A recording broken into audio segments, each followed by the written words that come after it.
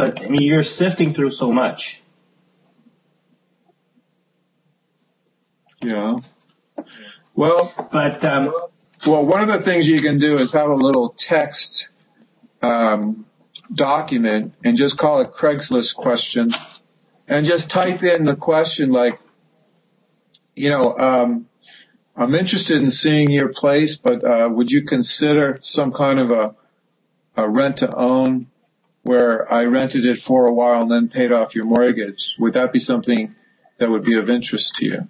Something like that kind of language, but it's less sounding like an investor. It's more sounding like a buyer. It's more sounding like a consumer. And then, if they call you back or email you back, try to get an appointment to go see the house. And, call them back and say, look, if I could just walk through the house, I could get you an answer pretty quickly whether or not I'm interested in the house. What's a good time to see the house during daylight hours?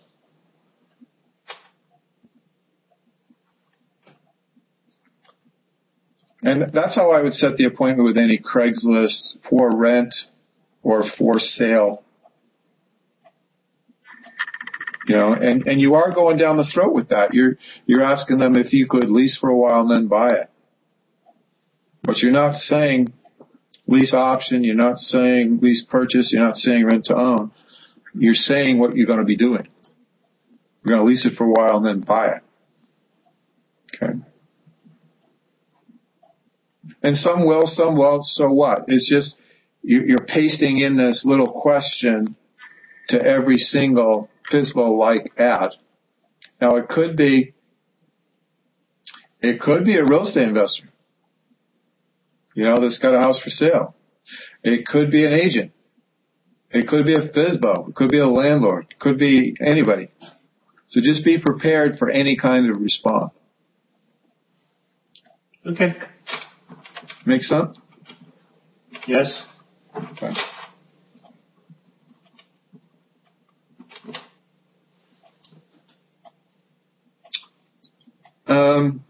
What else? Now we've got some marketing pieces that you can consider, doing a mailing, and what you could consider doing is going to listsource.com and getting a list of houses in zip codes after you go through Neighborhood Scout, because this is what I do for my own mailing. And I try to find houses that are purchased at the top of the market that have very little equity. So any houses that are purchased between 2007 and 2009, chances are they don't have a lot of equity. And you go to listsource.com and plug in that zip code, and you can get names. Then you can go to Click to Mail, which is a fulfillment house that can send out postcards and so forth. I highly recommend you take a look at that or another fulfillment house. It doesn't really matter. Just make sure that if they take your list, they can send a mailing out. And then what I'm going to do is I'm going to send you some sample postcards that you can send out. Okay? Okay. Sure. This is only one way to market. It's only one way to market. I mean, you can set appointments because of your time constraints, because you don't have, during the business hours, it's very hard for you to go network with a financial planner or something like that. I'm thinking this is probably your best way to get a deal, doing both Craigslist and some kind of a small mailing. What do you think? I think initially to get a couple of deals in the pipeline at least. Yeah. I think this probably would be the best approach. Yeah. You can put up bandit signs for buyers, we buy houses, cash or terms. So you could try that. and a phone number. Mm-hmm. You know, that's another possible way to market. I'll put together kind of a marketing video for you as far as marketing ideas just for your area.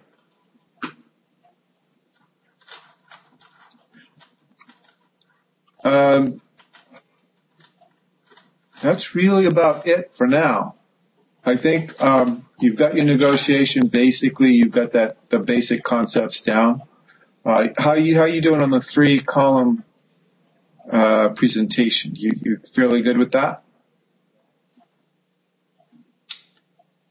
Where you're comparing it with an agent versus renting versus lease to own? No, I haven't ran through that. Okay. And is that something I can do on paper with the client? With Yeah, the seller, you can do that on a yellow pad. Just turn the yellow pad landscape and then draw those 3 columns and go through a hypothetical.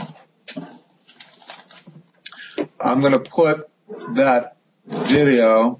If you go to reiskills.com, in the bottom right-hand video, you'll see that 3-column presentation.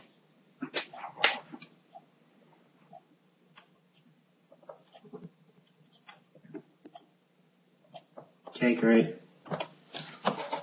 The name of the presentation is Lease to Own Presentation to Home Seller.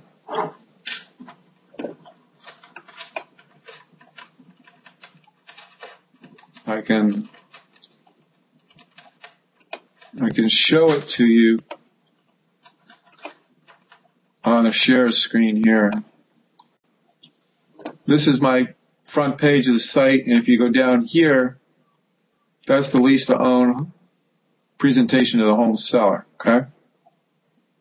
Great. So that's the one that I'm referring to.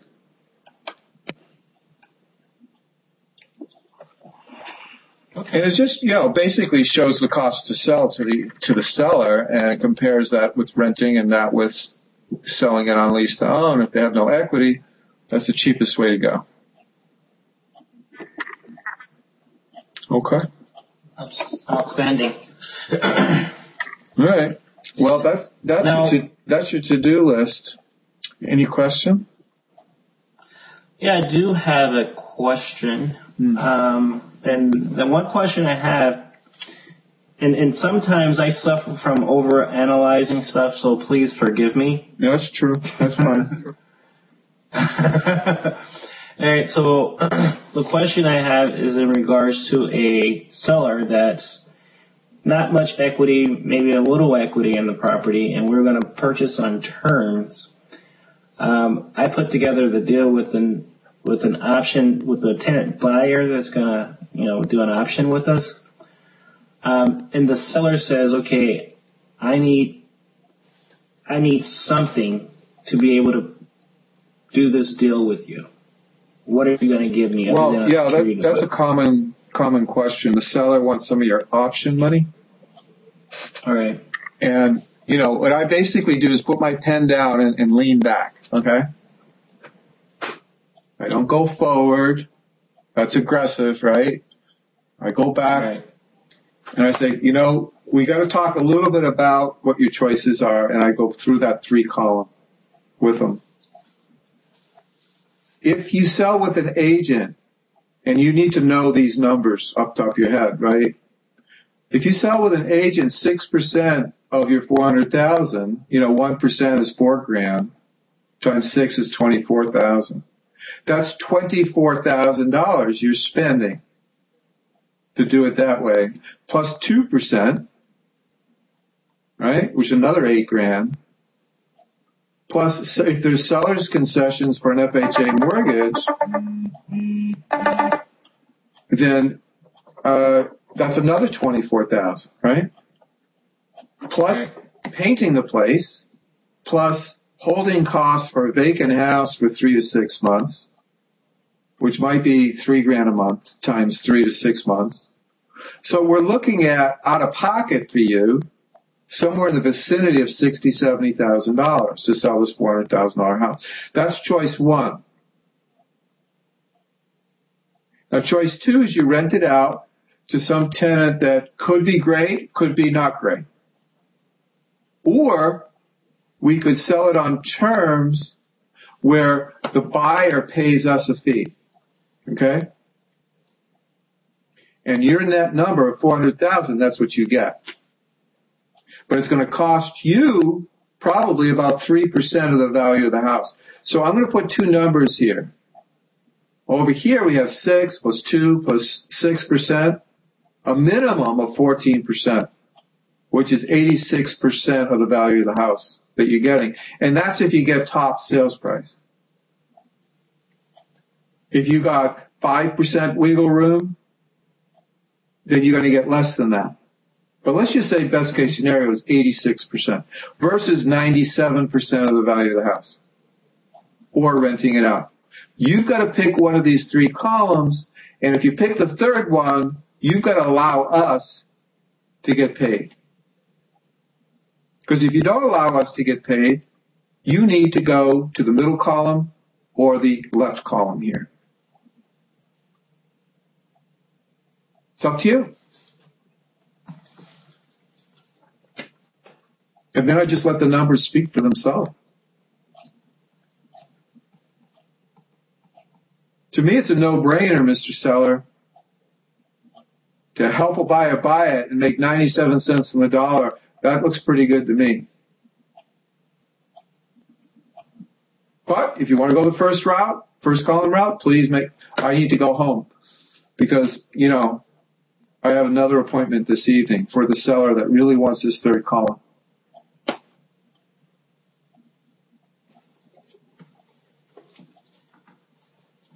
So, and generally when situations like that occur, the seller does what? I can't forecast that. If the seller is greedy and he cares about his equity dollars, he's going to do that third column. If he's a prick and he wants half your option fee, I just say, look, to tell you the truth, I don't think this is a good deal for you. This is not going to work out. I want to thank you for your time. I get out of there. Why do I get out of there? Why do I bail? Well, chances are he's going to be that kind of a prick to the tenant buyer too. And I'm going to have a problem. And I can't make a prick a nice person. I can't do that. If he can't see the value in what I'm presenting to him, I don't want I don't want the house. I'll go find another house. There's plenty of them.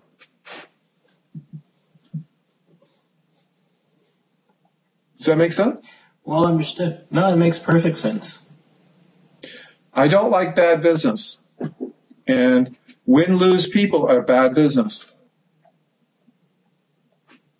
If he's not being fair by allowing me to make what I consider a really good deal for him and making that happen for him, I don't want him as a client. But Marquel, try not to overanalyze this. Chances are if you do this properly, they're going to say, that is a good deal. I want to do it that way. But you have to go through the negotiation, because if you notice at the tail end of that training, they basically close it themselves. Right. And don't let your mind go there. Study that negotiation so you know it cold. Make sure that they sell the solution to you so it doesn't get unraveled tomorrow and the next day and buyer's remorse kicks in. Mm-hmm. If they can't sell it to you that this is a good deal for them, don't take the house. But that training is all there for you to get them to spit out to them, yeah, this is a great deal for me, because if I sold it with an agent, it'd cost me 50, 60 grand. If I rented it out, I'd have to feed it or deal with damage and all the rest of this other stuff. But if I do the lease to own, they're going to pay the PITI. They're going to take care of it. I'll protect my credit rating. They'll sell it to you. Make sense? No, it makes sense. Very good sense. Thank you. I just needed the reinforcement. That's all right. You're playing what if. You're trying to tear it apart. Just study the PDF so you know it. Okay. You know, I need you to have a sense of mastery with that PDF because you're a very intelligent guy, and your brain you have a busy brain. You like a lot of different stuff going on at one time. Well, I need you to get singularly focused on that PDF and really know it. Then I need you to get singularly focused on that 3-column and listen to the word patterns I use in it. I want you to mimic me. Do you think that, with that being the case, that I shouldn't make an appointment until I'm pretty solid on the negotiation? No, because you're gonna learn by doing mistakes. Okay. You're gonna learn by doing mistakes. And if you do it your way and it doesn't work, and then you start doing it my way and it does work, you'll be kicking yourself. I should have just followed his lead here. He gave it to me on a silver platter, and I wanted to do it my way. So, when I deal with a really smart guy like you, I go say, well, why don't you go bang your head against the cement for a couple of weeks and see if that works for you? This is high level NLP, and if you ignore it, it's your own stubbornness, right? Yes, you are correct. It's kind of like, that track and field runner that got a natural talent, and he's just a freshman in NCAA, down at the University of North Carolina, Chapel Hill, and he's got potential of being in the Olympics, and he's not listening to his coach. I made All-State California. I don't need to talk to you. Well, this coach just is a three-time gold medalist and also knows his shit, and if you're not, and he keeps coming in third and fourth and fifth. Anyway, you get my drift. I'm trying to use something of your world here. Actually, that was a very good analogy because I just gave a speech today on leader as a coach. Well, I got great potential in you being able to wrap your head around this material and really have a sense of mastery about it and make it even better than it is. But use this as a guide and don't try to change the wheel for the first 3 months. Really kind of master this and put some emotion into it because this is an emotional thing. This is their number one asset. And they got to trust you enough to do this. Okay, I'm going to have to go. But I'll get you a copy of this ASAP. And I'm going to wish you a wonderful week, and I will talk to you on Saturday. Thank you. Have a great one. God bless you. See you, Marquel. Bye. Same to you. Bye.